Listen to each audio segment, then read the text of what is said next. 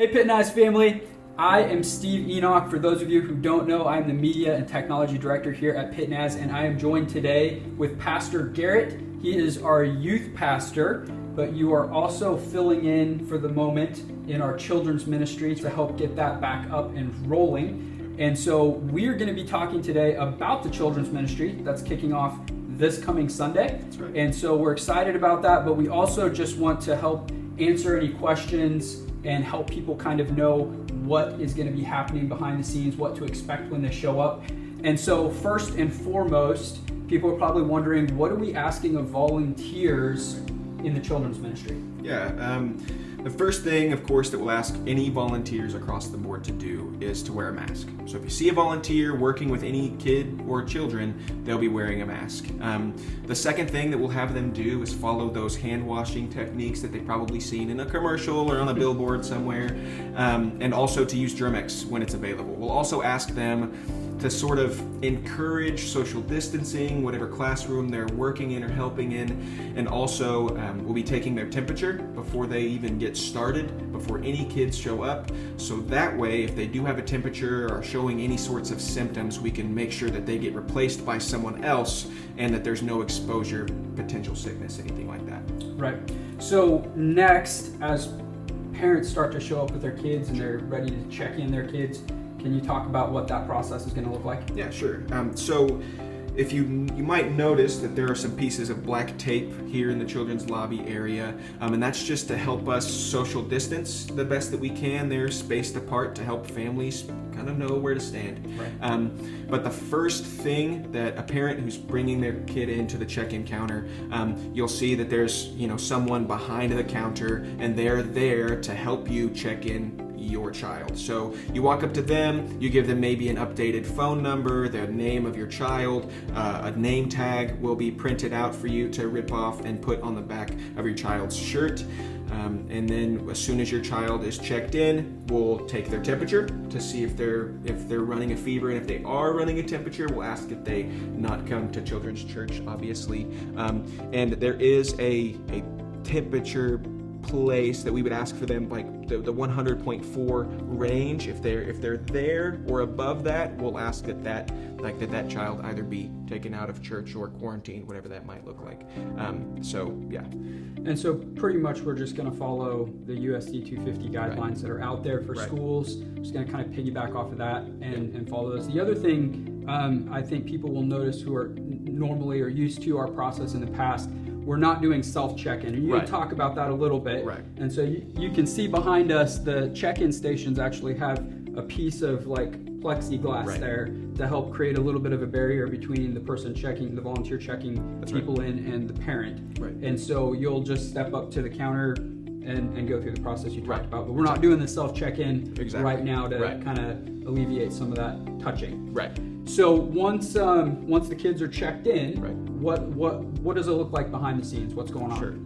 So kids checked in, their temperature checks out fine, they head back to their respective classrooms, and we've done our best to social distance chairs and tables. We've sanitized everything, all the toys, any things that they're touching or using during the service, and those will all be sanitized prior to service and after each respective service.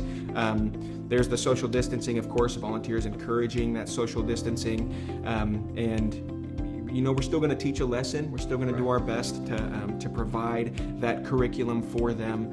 And there's only so much that we can do, with a preschooler or a kid who doesn't necessarily want to wear a mask. But we will also encourage kids who are above the age of 5 to wear a mask as well. Okay.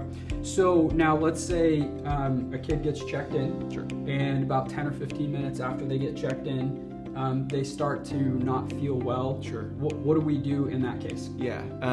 So if a kid starts to feel ill or starts to show symptoms of whatever sickness it might be, the first thing that we'll do is take their temperature. And if they hit that 100.4 mark, we will immediately take them to the Shepherd's Hook. And the Shepherd's Hook is just a teen room that's used. It's on the southwest end of the church, and it's right off the gym doors. And we will take that child in there to quarantine them. Of course, they will be taken with a leader, and that leader will stay in there with them. And then that leader will be charged to call the parent on their cell phone. That's why updated phone numbers are so important whenever you check your child in. Right. So after church is over and parents are coming to pick up their kids, what does the pickup process look like? Sure. We're trying to keep this process as simple and as fluid as possible.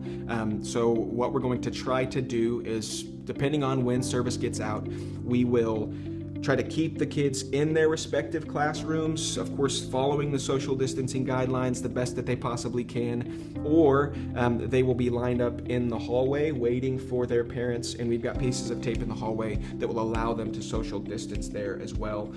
So at the end of the day, they'll be social distance, and then whenever you walk up to the kiosk to pick your child up, you just tell us what your name is, what your child's name is, or however it is you want to check your child out. Sure. You just tell us what their name is, and we'll go and get their child, and then go and get your child.